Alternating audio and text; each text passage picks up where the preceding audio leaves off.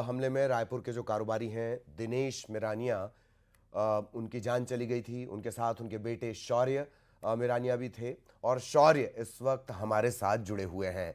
रायपुर आपको लिए चलेंगे और शौर्य के साथ चर्चा करेंगे, जानेंगे क्या हुआ, कैसे हुआ, किस तरह का ये घटनाक्रम था और कैसा वो मंजर था। सीधे आपको सहयोगी विशु के पास लिए चलेंगे और विशु शौर्य से चर्चा करेंगे। विशु, क्या कुछ बता रहे हैं शौर्य?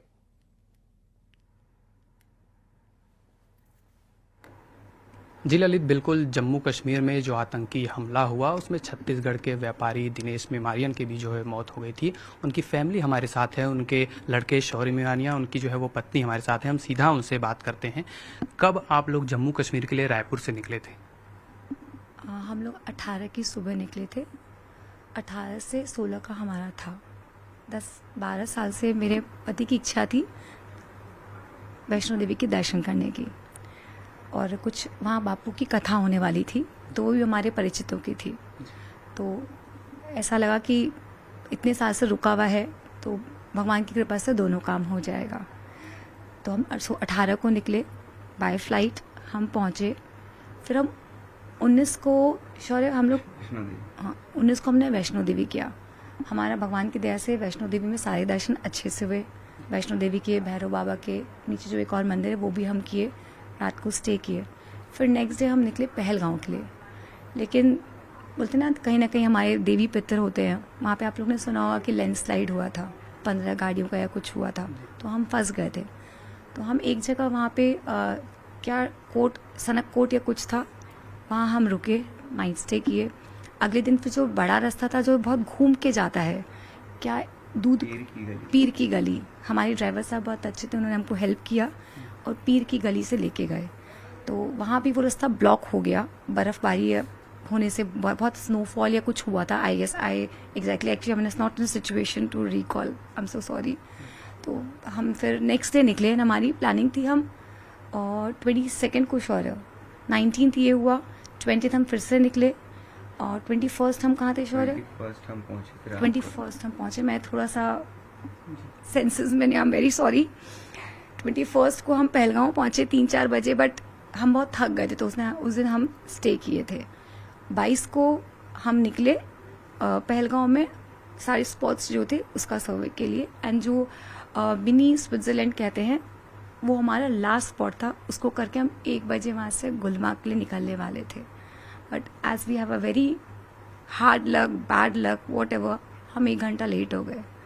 करते करते 2 बज गया था हमें। मेरे बच्चे कुछ कर रहे थे, मैंने और मेरे हस्बैंड ने जस्ट घड़ी देखा ही कि 2 बज गया है, लेट हो गया, हमें निकलना चाहिए।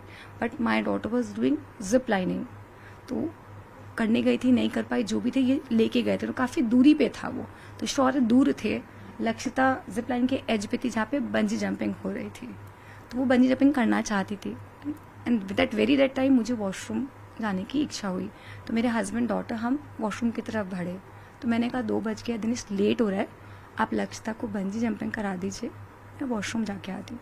सर मैं वॉशरूम, मेरा जाना हुआ। मेरे हस्बैंड ने बोला मोबाइल रख लो, बैग रखो। मैंने कहा वॉशरूम इतनी छोटी सी है, मैं नहीं जा पाऊँगी, मैं आती हूँ, उसमें नेटवर्क भी नहीं है। जैसे मैं वॉशरूम में घुसी, फायरिंग की आवाज़ आई। बट क्योंकि वहाँ एक्टिविटीज़ हुई थी तो मैं नहीं उम्मीद करी थी कि जब मैं बाहर निकलूँगी मुझे ये देखने को मिलेगा। 2 या 3 फायरिंग सुनी मैंने, बट मैं नॉर्मली, यार मैं जब बाहर निकली तो मुझे जो साथ में टूरिस्ट उन्होंने बताया कि टेररिस्ट का अटैक हो गया। एक बार समझ में तो नहीं आया, मैं भागना चाहती थी अपने पति बच्चों की तरफ। फिर उन्होंने कहा कि आप वहाँ मत जाइए, वहाँ कोई नहीं है। बोली मेरे हस्बैंड मुझे छोड़ के नीचे नहीं जाएंगे, वो वहीं होंगे। बोले आप लेट हो, 3-4 फायरिंग हो चुकी। बोले हाँ मैंने 3 सुना, मुझे जगह एक्टिविटीज़ हो रही है। तो उन्होंने मुझे फिर हाथ पकड़ के, सब एक दूसरे को हेल्प करे थे लेके जाने के लिए। तो वो घसीटते, गिरते, पड़ते, वो गॉज को फाड़ते हुए, वी जस्ट रनिंग। मैं गिरी, लोगों ने मेरा हाथ पकड़ के मुझे घसीट के नीचे उतारा, बहुत कुछ हुआ। एंड पूरा whole time I was trying to call my husband, my daughter, my son and myself also, because मेरा फ़ोन भी उनके पास था, ना मेरे पास कैश था ना मेरे पास फ़ोन था। But I was lucky enough कि मुझे कोई मिले। उनके फ़ोन में नेटवर्क था। मुझे मेरे बेटे का नंबर कैसे याद आया मुझे नहीं पता। मैंने इसको कॉल किया, बहुत देर लगाने के बाद शायद इनको कॉल लगा, तो इन्होंने कहा मम्मी मैं तो नीचे आ गया हूँ। तो आई वाज लाइक ना very like I was like shock कि ये नहीं चाहिए तो फिर श्योर दिनेश कहाँ है? आई was like shouting that time also, हम वहाँ थे but I was shouting on my son कि श्योर तुम पापा साथ क्यों नहीं हो? तो देखिए मम्मी मेरे बगल से फायरिंग हुई है, मेरे शर्ट पे ब्लड का स्टेन था, एक घोड़े वाले भैया थे वो मुझे नीचे लेकर आए। तो सॉर्टेड, मेरा बच्चा मुझे मिल गया एटलीस्ट। तो बोले मम्मी आप नीचे आओ फिर हम बात करते हैं। फिर किसी तरह से जो जिनका फ़ोन था ट्रैक करते करते जिनकी हेल्प ली हम नीचे पहुँचे। उसके बाद फिर शौर ने मुझे ड्राइवर भैया को हैंड ओवर किया। जो हमारे ड्राइवर थे, मैं उनका नाम ज़रूर लेना चाहूँगी, सोहेब भाई। वो मुझे लगता है कि अगर कुछ बुराई होती है, कुछ घटना होती है तो भगवान हमारे लिए एक बंदा भेजता है। तो मेरे लिए वो भगवान का रूप था, क्योंकि एक अनजानी ऐसी स्थिति में आपको कोई एक हेल्प करनी चाहिए होता है कि मैं एक अकेली लेडी हूँ, मेरा बच्चा अपने पापा को ढूंढने निकला तो मैं किसका मुंह देखूँ, ना फ़ोन है ना कुछ है। उन्होंने मेरी बहुत मदद की, फिर वो मुझे संभाले। शौर मुझे हैंड ओवर उनको करके गए। ये बोले मैं मम्मी ऊपर जा रहा हूँ, मैं पापा को देखता हूँ। मैंने कहा तुम ऊपर कैसे जाओगे, मैं भी चलूँगी। तो देखिए मम्मी अपन हैंडल नहीं कर सकते एंड मैं बहुत बुरी स्थिति में थी, मतलब कीचड़ में फंसे, सब कुछ गंदगी में, मैं सेंसेस में नहीं था, constant I was crying like anything. मुझे बहुत लगा था कि मूवी चल रही है, शायद ये अब एंड हो जाएगा। उसके बाद आई रिमेंबर कि थोड़ा देर बाद फिर शायद कोई अनाउंसमेंट हुआ, मैं जगह जगह पूछ रही थी, मिसिंग, मुझे एग्जैक्टली नहीं याद है कि क्या स्थिति थी। 4 बजे के आसपास मेरे हस्बैंड का कॉल डायल हुआ, अप्रॉक्सीमेटली मैं कंफर्म में नहीं बता सकूंगी, वही ड्राइवर के फ़ोन से मैंने किया। ड्राइवर का फ़ोन था, इनका था, वो जो हेल्प किया वो चले गए। तो 4 बजे के आसपास मेरे हस्बैंड के फ़ोन में रिंग हुआ। फिर एक बंदे ने उठाया, जब मैंने पूछा तो उन्होंने कहा कि चार्ज पे फ़ोन लगा है। मैंने कहा नॉट पॉसिबल कि एट दिस आवर मेरे हस्बैंड फ़ोन चार्ज करेंगे, आप हो कौन, आप बताइए हुआ क्या है। तो वो कुछ बोले ही नहीं। तो फिर मैंने ड्राइवर साहब को बोला कि आई थिंक ये मतलब आपके लैंग्वेज समझेंगे, कश्मीरी मेरे को शायद नहीं आता। तो जब उन्होंने बात किया, उनसे बात करके उन्होंने बोला कि ये बोल रहे हैं कि दोनों को घोड़े में नीचे भेज दिए। बट कहानी ये थी कि उनको बता दिया गया था कि शायद शॉर्ट हुए, मुझे ठीक से याद नहीं आ रहा। तो वो बोले भेज दिया गया। तो अब आप सोच रहे हो ना कि मेरे हस्बैंड बच्चे तो नीचे आएंगे, मैं वेट कर रही हूँ। आई थिंक वहाँ पूरे सराउंडिंग में बहुत कुछ रहा था, लेकिन मैं गेट पे ही बहुत देर तक बैठी हुई थी, बीइंग अ लेडी अकेले। वहाँ के लोग बहुत हेल्पफुल थे, कोई मुझे पानी दे रहा था, कोई मुझे चाय दे रहा था, नॉन स्टॉप।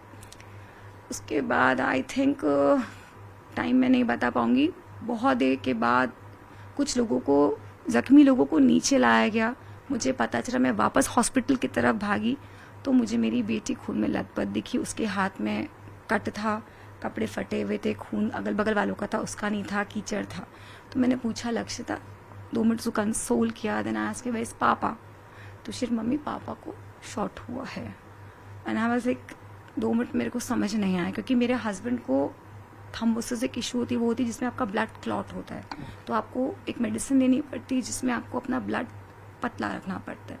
शायद मैं कुछ चीज़ें ऊटपटांग बोलूँ, मुझे नहीं पता, बट ऐसा है। तो अगर उनको चोट भी लगती है तो हमको ध्यान रखना पड़ता है कि उनको चोट न लगे, उनकी खून बंद नहीं होती है।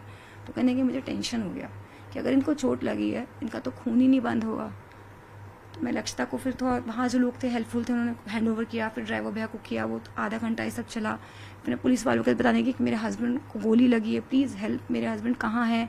एंड दिनेश का नाम कहीं भी नहीं था। उन्होंने बोला आप चेक करिए। मैं पूरे हॉस्पिटल में ढूंढी, सब जगह ढूंढी, नहीं था। तो उन्होंने कहा मैडम और आने वाले हैं, आप रुक जाइए, आ रहे हैं। कुछ लोग और भी कहीं कहीं गए हैं। बहुत देर तक मैं घूमी, सबसे हेल्प मांगी थी, सब बोले मैम सब कुछ होगा, आप रुकिए। तो फिर उसके बाद हम तीनों को उन्होंने क्लब हाउस भेजा कि आप लोग यहाँ से सुरक्षित जगह चल जाइए, माहौल ठीक नहीं है, बच्ची भी रिलैक्स हो जाए। तो उनकी बात भी मानना ज़रूरी था, क्योंकि इतना हौच पौच हो चुका था, वहाँ क्योस था। तो उनको लगा आप लोग बच्चे जिनके मिल गए उनको हम एक बार संभालें। तो हम तीनों अपनी गाड़ी लेकर सोहेब भाई के साथ में पहलगांव का क्लब गए, शौर्य। देन क्लब में थोड़ा देर बैठने के बाद नहीं मन माना कि नहीं, मैं यहाँ नहीं बैठ के रह सकती हूँ। मैं चाहती हूँ कि मैं वहाँ देखूँ कि हो क्या रहा है, शायद मैं मिस कर जाऊँ, क्योंकि कोई दिनेश को नहीं जानते। दिनेश कहाँ मुझे ढूंढेंगे, बस फ़ोन नहीं है, दिनेश कैसे करेंगे। तो मैंने शौर को बोला हम चलते हैं। तो हम वहाँ स्पॉट पे गए। तो उन्होंने कहा मैडम आप कार पार्किंग में लगा के आप वेट कर सकते हो। उसके बाद क्या हुआ, मिसिंग, मेरा दिमाग ब्लैंक हो रहा। शौर्य से बात करते हैं, शौर्य बताएंगे वहाँ की कहानी। उसके बाद कार में मैंने पार्किंग में मम्मी और बहन को बैठाया शोएब भाई के पास पे।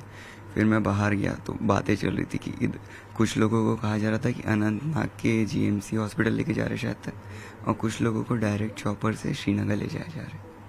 तो उसी में हम नीचे ही थे, वहाँ पे एक ऑफिसर थे, उनके पास में वो लिस्ट आते जा रही थी, तो उसमें हम चेक कर रहे थे बार बार नाम आ रहा है कि नहीं आ रहा है, आ रहा है कि नहीं आ रहा है। उतने में ही फिर मैं, सारी दुकानें तो बंद हो गई थी, तो मैंने वहीं बोला कि मेरे को एक फ़ोन चाहिए, बस कुछ भी करके एक फ़ोन और एक सिम। तो वहाँ पे कोई एक अंकल थे, उन्होंने अपनी दुकान खोली, पुलिस वालों से बात करके मेरे को एक फ़ोन और एक सिम दिया। तो मैंने वो लेके मम्मी को दिया और उनका नंबर घर वालों को दिया, ताकि मम्मी घर वालों से बात कर पाए। उतने हम वहीं पे घूम रहे थे, बार बार थोड़े बड़े कॉल्स आ रहे इधर उधर से कि क्या हुआ है, कैसा है। कॉल्स हमारे पास बहुत आए, नया नंबर था, आइडेंटिफिकेशन के लिए हम ही दे रहे थे, but we are really blessed कि छत्तीसगढ़ से हो, श्रीनगर से हो, पहलगांव से हो, सब जगह से हमारे रिलेटिव्स भी वहाँ थे।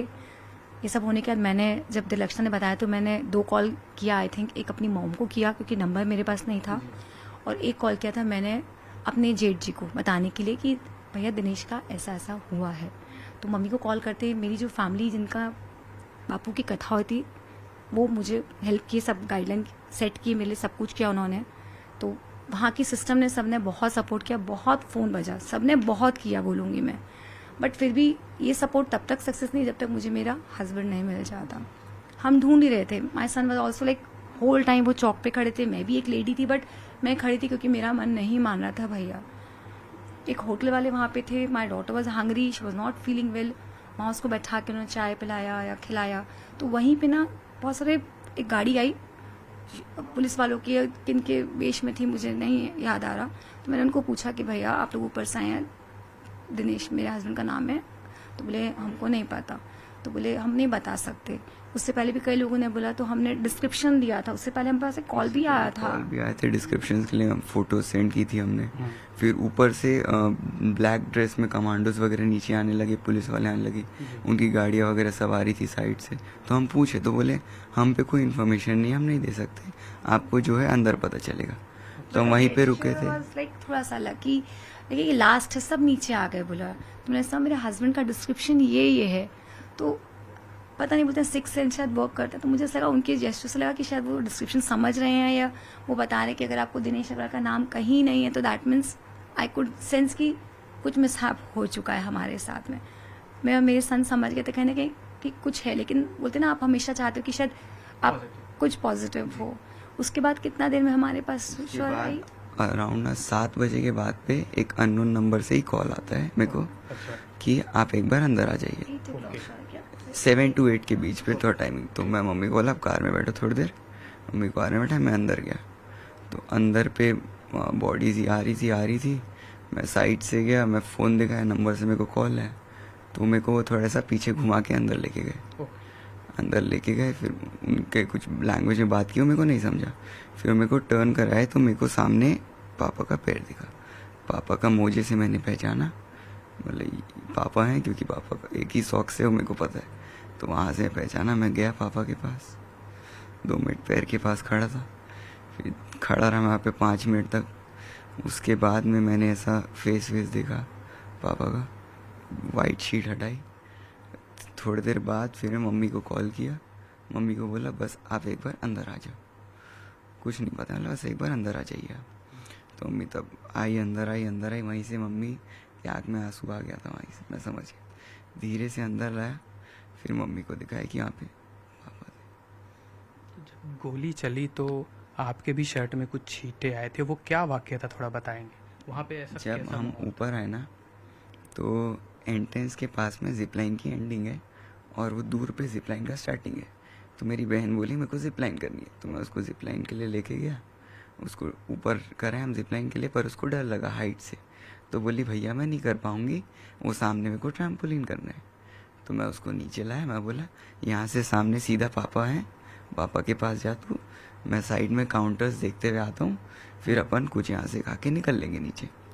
तो वो वहाँ गए, मैं यहाँ पे काउंटर्स के पास खड़े होकर ऐसे देख रहा था। देखते देखते मैं आगे चला, तो मेरे पीछे इस साइड में कोई अंकल थे। वो अंकल को शॉट हुआ, क्योंकि वो एक आध बार आवाज़ पहले आई। अच्छा, तो मैं समझा नहीं कुछ, मेरे को क्या पता जी कि फायरिंग हो रही। आवाज़ आई, मेरे को नहीं पता फायरिंग, क्योंकि फायरिंग होती भदड़ मच थी। हाँ। तो नॉर्मल था, तो उनको शॉट हुआ। तो मेरे यहाँ पे ब्लड के छींटे आए, तो मैं पूछा तो रेड था। मैं देखा यहाँ पे अंकल थे, तो मेरे को सामने से किसी ने धक्का दिया। धक्का दिया तो मैं पीछे गया और टेबल्स के नीचे लेटा, और भी पब्लिक थी। तो पर टेबल्स उनकी प्लास्टिक, तो बुलेट से ना टेबल ही हिल रही थी पूरी। तो हम रेंगते रेंगते उस साइड का गेट है, गेट पे गया। गेट पे हॉर्सेस वगैरह वहाँ पे पार्क होते, तो वहाँ पे मेरे हॉर्स वाले ने मेरे को देख लिया। मैं वहाँ से कॉल ही लगा रहा। मैं अंदर नहीं जा पा रहा क्योंकि सामने से फायरिंग हो रही है। फिर शायद तक वो लोग वहाँ पे भी आ गए थे हॉर्सेस के पास पे, हॉर्सेस को भी किल किया। तो मेरे घोड़े वाले ने मेरा हाथ पकड़ा और मेरे को दौड़ाते हुए नीचे लेके आ गया। तो मैं नीचे आके रुका था, वहीं जहाँ से नीचे उतरते हैं वहीं पे मैं बैठा हुआ था कि जहाँ सवारे देख रहा हूँ, कॉल पे कॉल लगा रहा। ऊपर नेटवर्क इशू है, नीचे है कॉल लग ही नहीं रहा किसी का, एक भी कॉल नहीं। तो थोड़ी देर मम्मी आई, फिर और कॉल पे कॉल। फिर थोड़ी देर बाद ऐसे बहन का कॉल आता है मेरे को रोते रोते कि भैया मेरे हाथ पे कट लगा है, पापा को गोली लगी है। क्या बताया उन्होंने, कहाँ पे गोली लगी? वो कुछ नहीं, रो रही थी। किसी कॉल, फिर किसी अंकल ने कॉल लिया, बोले अभी हम नीचे ही आ रहे हैं, आप रेस्क्यू वालों के पास में रहिए। तो एक साइड में वो आर्मी वाला था, वहाँ से मैं ये हॉस्पिटल के पास पे गए। तो वहाँ पे बहन मिली। बहन ने बताया कि बहन और पापा साथ पे थे। बहन पापा का हाथ पकड़ के खड़ी थी ट्रैम्पोलिन के सामने में। कोई एक बंदा आया गन लेके भागते भागते सामने में, उसने पापा को बोला कलमा पढ़ने को। पहले क्या बोला आतंकी ने गोली मारने से पहले? आए बोले कलमा पढ़िए। अच्छा, फादर को बोला। तो नहीं पता पापा को तो। जी बिल्कुल। तो पापा ने अपना चश्मा और कैप निकाली, ओके। उतने में शॉट कर दिया। तो पहले गोली चलाने से पहले उन्होंने पूछा कि कलमा पढ़िए, उसके बाद फायर किया। पापा को शॉट किया, पापा गिरे। बहन थी बाजू में, कोई अंकल जी थे, उन्होंने बहन को ऐसा पकड़ा पीछे में। तो वो अंकल जी को भी उन्होंने बोला कलमा पढ़िए। अच्छा, जो आपकी बहन है उनको अंकल ने पकड़ा? पापा थे पीछे में, कोई अंकल जी थे। जी। तो पापा को शॉट, तो अंकल ने बहन को पकड़ लिया, बहन डर गई बोली। तो वो अंकल जी को बोला कलमा पढ़िए। अच्छा, उनसे भी सेम सवाल हुए। जी। उनको भी नहीं पता था, तो उनको सर में शॉट किया गया सीधा। ओके, मतलब सबसे फायर करने से पहले वो कलमा पढ़ने की बात कह रहे थे। कोई तीसरा बंदा भी था पीछे पे, अच्छा। उनको बोला गया कलमा पढ़िए, उन्होंने पढ़ दी। अच्छा। उनको बोला आप जाइए। अच्छा, तो जिन्होंने कलमा पढ़ दिया उन्हें छोड़ दिया गया।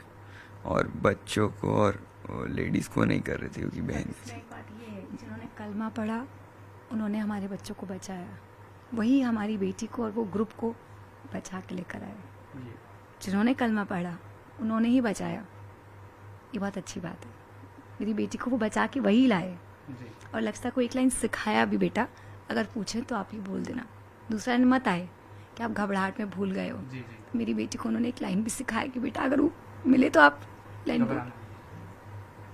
तो ये जब पूरा इंसिडेंट हुआ तो उसके बाद जब आप लोगों की बातचीत हो गई होगी आपस में, 3 लोग जो बैठ के बात किए होंगे, लक्षिता ने क्या बताया आपको, कैसे वो घटना हुई थी, वो कहाँ बैठे थे? आप तो दूसरी जगह थे, आप भी दूसरी जगह पे थे। मैंने आपको जो बताया ना कि कलमा वगैरह वाला, मैं तो नीचे था। जी, आप नहीं थे। उसने मेरे को जितना, उसकी भी आप कंडीशन समझ पा रहे जी। तो उसने मेरे को जितना बताया मैंने आपको वो चीज़ बता दी है। उनके भी हाथ में थोड़ी चोट लगी है। वो जब उनको वो अंकल थे ना जिन्होंने कलमा पढ़ दी, वही उनको ला रहे थे। तो उस समय क्या गेट एंड में था, तो जितने भी लोग बच गए थे वो लोग फेंस को पार कर रहे थे, तो पार करते करते उनके हाथ पे कट आ गया। अच्छा, वो चोट है उनके हाथ, लक्कू के हाथ पे। तो इस घटना के बाद कितना सपोर्ट मिला वहाँ लोकल लेवल पे, या छत्तीसगढ़ सरकार से, या भारत सरकार से? देखिए, सपोर्ट मिला तब मैं आज आपके सामने बैठी हूँ अपने दोनों बच्चों को लेकर। सपोर्ट तो मिला। देखिए, सरकार वाली बात तो मैं क्या बताऊँ। देखिए, मेरा फ़ोन, बैग, कैश सब मेरे हस्बैंड के पास था। मैंने नया नंबर लिया, मेरे पास नंबर ही नहीं है। तो अगर मुझे सरकार मेरी कहीं मदद करने के लिए कॉल कर रही होगी तो वो मुझ तक पहुंच नहीं पा रही है। और कहीं कुछ है तो देखिए, मैं अभी अनजान बैठी हूँ मेरे घर पे, मैं मेरे पति के गम में हूँ, अपना घर, अपना बच्चा संभाल रही हूँ। तो क्यों नहीं करेगी हमारी सरकार? करेगी, जब क्यों नहीं करेगी।